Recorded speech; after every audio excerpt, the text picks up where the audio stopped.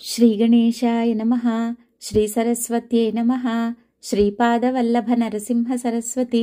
శ్రీ గురు దత్తాత్రేయాయ నమః. శ్రీ గణపతి సచ్చిదానంద సద్గురుభ్యో నమః. శ్రీ గణపతి సచ్చిదానంద 33వ అధ్యాయం. పరీక్ష. పరీక్ష్య లోకాన్ బహుకర్మచీర్ణాన్ నాశేన గీర్ణానుభయాన్ సమీక్ష్య కాలం మహాభైరవముద్విలంఘ్య స్థితం స్థిరేథాంని గురుం నతోస్మి. సత్కర్మలకు ఫలంగా ఉత్తమ లోకాలు లభిస్తున్నాయి. కానీ ఈ కర్మలు ఆ లోకాలు రెండూ నాశానికి లొంగేవే.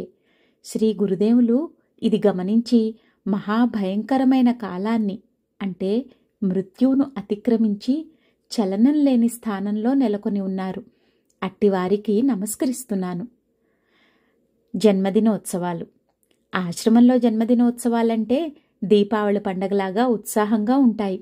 ఆ కట్ట మీద పూజా హోమాది కార్యక్రమాలు నడుస్తూనే ఉంటాయి.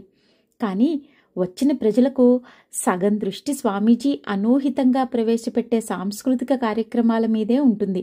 ముఖ్యంగా పిల్లలకు స్వామీజీ ఆటల మీదే దృష్టి ఉంటుంది. అవును, స్వామీజీ స్వయంగా పరుగు పందాల్లో పాల్గొంటారు. నోట్లో చెంచా పెట్టుకుని ఆ చెంచాలో నిమ్మకాయ పెట్టుకుని అది కింద పడకుండా పరిగెత్తే పరుగులో ఎప్పుడూ స్వామీజీదే ప్రథమ స్థానం. ఇది ఒక ఉదాహరణ మాత్రమే. ఇతరులు ఊహించలేని మరో ఉదాహరణ స్వామీజీ వంటల పోటీలో పాల్గొనటం. పుట్టినరోజు పండుగకు ఈ పోటీలు కనుక ఏర్పాటు చేస్తే స్వామీజీ చీర కట్టుకుని మరీ ఈ పోటీలకు వస్తారు. ఆయన వచ్చారంటే మాత్రం ఏ పిండి వంటైనా సరే వేగంలోనూ రుచిలోనూ కూడా ప్రథమ స్థానం లాగేశారన్నమాటే. సంవత్సరంలో ఎన్నడూ గరిట పట్టని స్వామీజీకి ఈ పాళ్ళు ఎలా కుదురుతాయో మన ఊహకి అందదు. తను పాల్గొనే పందాలు కాక అనేక ఇతర పందాలు పిల్లల చేత దగ్గర ఉండి స్వామీజీ నడిపిస్తారు. పోటీలేగాక పుట్టినరోజు నాడు స్వామీజీ అధిష్ఠించే పూల సింహాసనము, ఆయన ఆ రోజు ధరించే వేషము కూడా ఎప్పటికప్పుడు మారిపోతూనే ఉంటాయి. ఏమైనా సమున్నతమైన పుష్పసింహాసనంలో స్వామీజీ కూర్చుని ఉన్నప్పుడు ప్రజలు బారులుగా వెళ్ళి పుష్పమాలలు సమర్పించి నమస్కరించటం ఆశ్రమంలో సంప్రదాయం. ఈ పుష్పహార సమర్పణ కార్యక్రమమే ఆ రోజు 4-5 గంటలు తక్కువ లేకుండా పడుతుంది. సామాన్యంగా జన్మదినోత్సవాలు వారం రోజులు జరుగుతాయి. అందులో మొదటి రోజుల్లో క్రీడా సాంస్కృతిక కార్యక్రమాల పోటీలే ప్రధానం. వివిధ రాష్ట్రాల నుంచి వచ్చే సాంస్కృతిక బృందాల ప్రత్యేక కార్యక్రమాలు సామాన్యంగా రాత్రిపూట జరుగుతాయి. అందువల్ల మొదటి 3-4 రోజులు పగటిపూట ఎక్కువ రద్దీ ఉండదు. క్రమంగా సందడి పుంజుకుంటూ ఉంటుంది. ఈ సంవత్సరం కూడా జన్మదినోత్సవాలు జనసంఖ్య దృష్టిలో నుంచి మాట్లాడినప్పుడు మందకొడిగానే మొదలైనాయి. ఒకరోజు మధ్యాహ్నం 1-2 గంటల వేళ ఆశ్రమం వెనుక భాగంలో కొబ్బరి తోటలో ఉన్న తారావృక్షం దగ్గర పిచ్చాపాటి చెబుతూ కాలక్షేపం చేస్తున్నారు స్వామీజీ. ఆ వృక్షం కిందే ఒక చిన్న కుటీరం వేయించారు ఈ మధ్యనే. ఎండ తీవ్రంగా ఉన్నప్పుడు అప్పుడప్పుడు ఆ చల్లని కొబ్బరి తోటలో ఆ పాకలో కూర్చుని స్వామీజీ ధ్యానం చేసుకుంటూ ఉంటారు. ఏమైనా స్వామీజీకి ఈ పాక కుటీరాలంటే ఒక ప్రత్యేక ప్రీతి ఉంది. అసలు మొదట్లో తన నివాసమే ఈ పాకగా ఉండాలని పట్టుబట్టారు స్వామీజీ. కానీ దానికి మాటిమాటికి వచ్చే మరమ్మతుల ఖర్చు దృష్ట్యా అది వద్దని భక్తులు పట్టుపట్టగా అప్పుడు లొంగారు. ఇప్పుడు ఈ పాక వేసిన దగ్గర నుంచి రోజూ కొంతకాలం దానిలో గడుపుతున్నారు. ఈ రోజు మాత్రం ధ్యానం చేయకుండా ఆ తారావృక్షం దగ్గరే ఆ గట్టు మీద ఈ గట్టు మీద కూర్చుని కనిపించిన వాళ్లతో కబుర్లు చెప్తున్నారు. కుర్రాళ్ళు కూడా తక్కువే ఉన్న ఆ సమయంలో అప్పుడే భోజనాలు అవ్వటం మూలాన చాలామంది ఏమూలో కునుకుతున్నారు. చంద్రశేఖరయ్య గారు, శివరాం, మరో 1-2 కుర్రాళ్ళు మాత్రమే స్వామీజీ దగ్గర ఉన్నారు. ఇలా మాట్లాడుతూనే తను కూర్చునేది కాకుండా వేరే కుర్చీ తెప్పించి అక్కడ వేయించారు స్వామీజీ. స్వామీజీ సమక్షంలో ఎవరూ కుర్చీలో కూర్చోరు కనుక ఆ కుర్చీ తన దగ్గర ఎందుకు వేయించారో కుర్రవాళ్లకి అర్థం కాలేదు. అయినా స్వామీజీ చేస్తున్న హాస్యాలలో పడి వాళ్ళు ఈ విషయం పట్టించుకోలేదు. ఇంతలో ఆశ్రమంలోకి ఒక నూతన వ్యక్తి ప్రవేశించి ఎవరినీ అడగకుండానే సరాసరి తారావృక్షం కేసి రాసాగాడు. స్వామీజీ అటువైపే గమనించటం చూసిన కుర్రవాళ్లంతా అటు చూశారు. ఎదురుగుండా వచ్చేది మామూలు వ్యక్తి కాదు.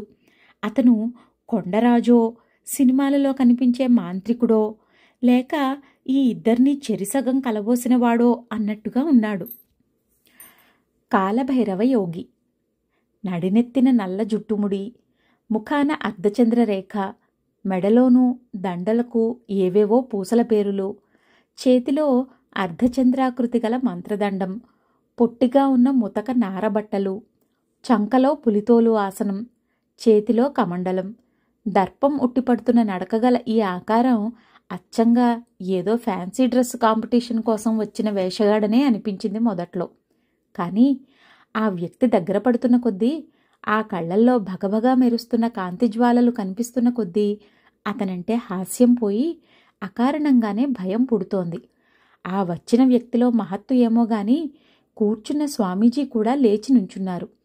ఆ ముని వస్తూనే అల్లంత దూరంలోనే, మీరేనా సచ్చిదానందా అన్నాడు.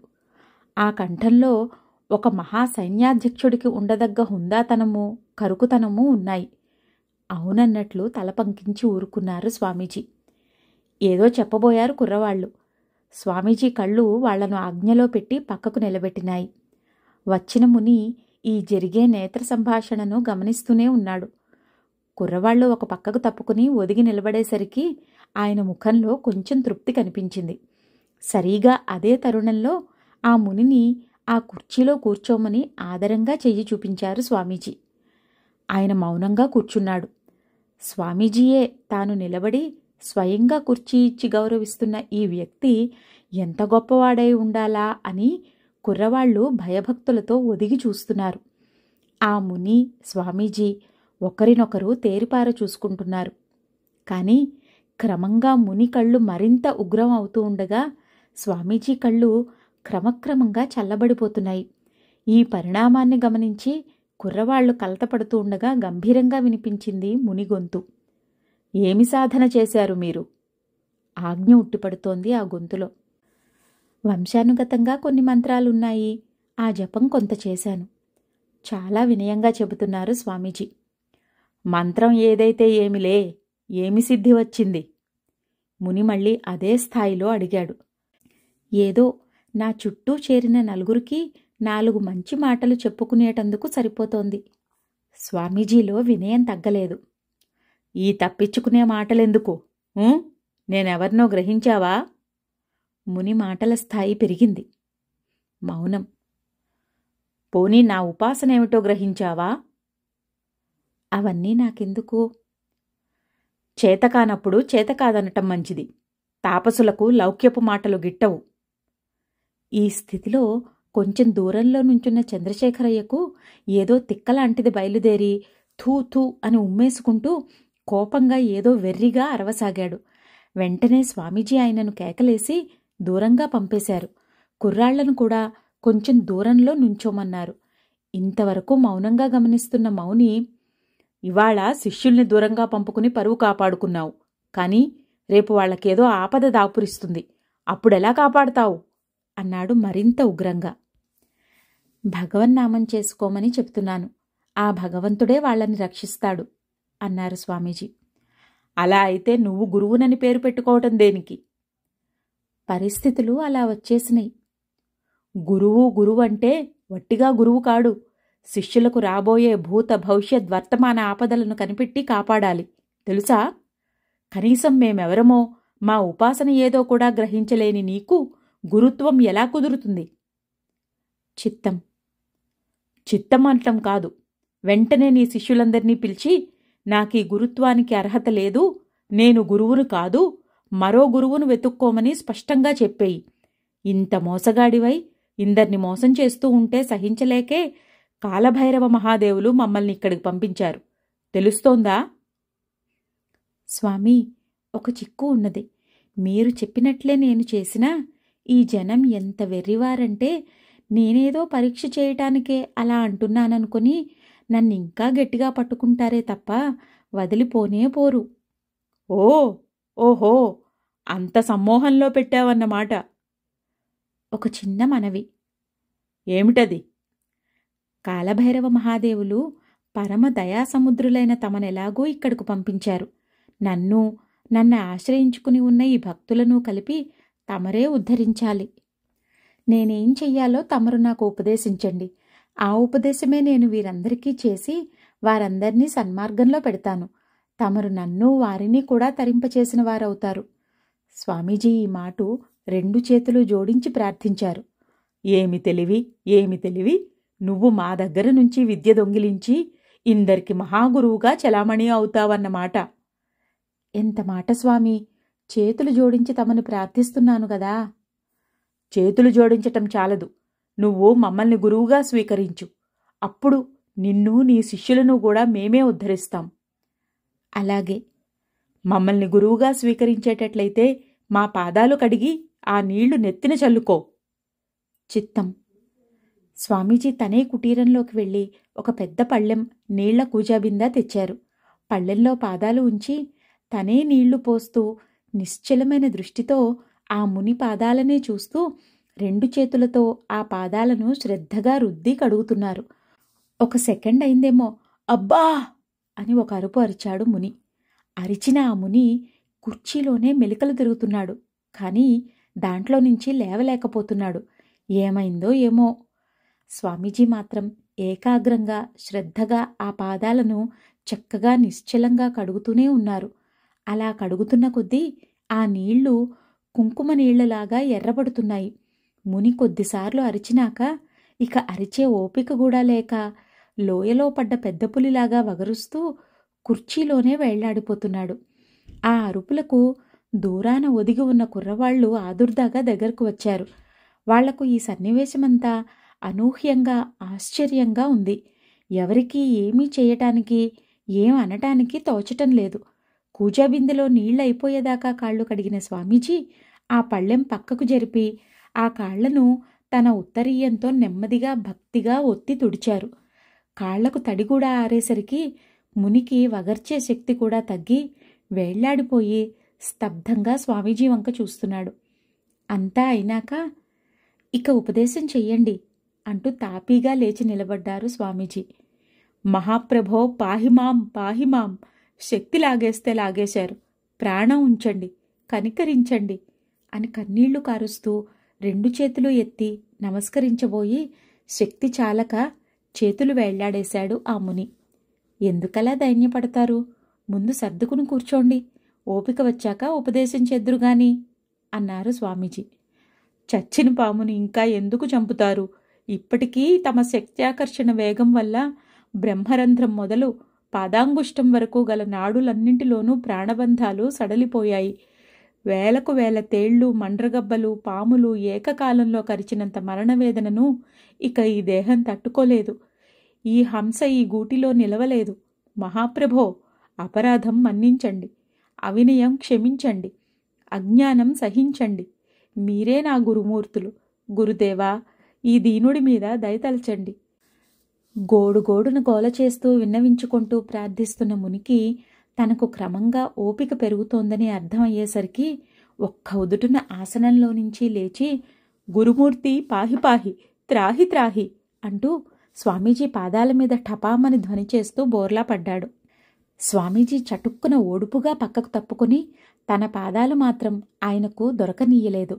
అలా సాష్టాంగపడిన ఆ ముని ఏవేవో విచిత్రమైన మంత్రాలు చెబుతూ చాలాసార్లు లేచి మళ్ళీ మళ్ళీ నమస్కరించాడు.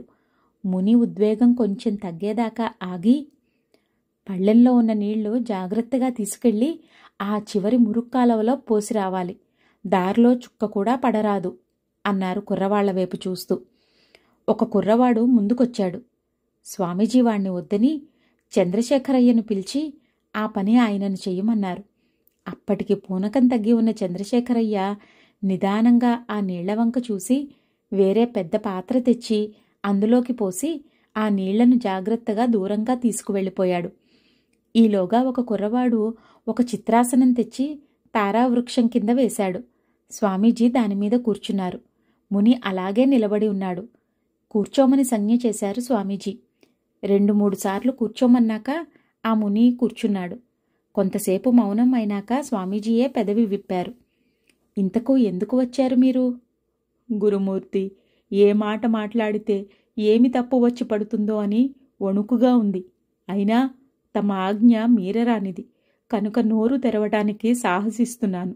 ఏవైనా తప్పులు దొర్లితే తమరు క్షమించాలి. తమరు సర్వజ్ఞమూర్తులు.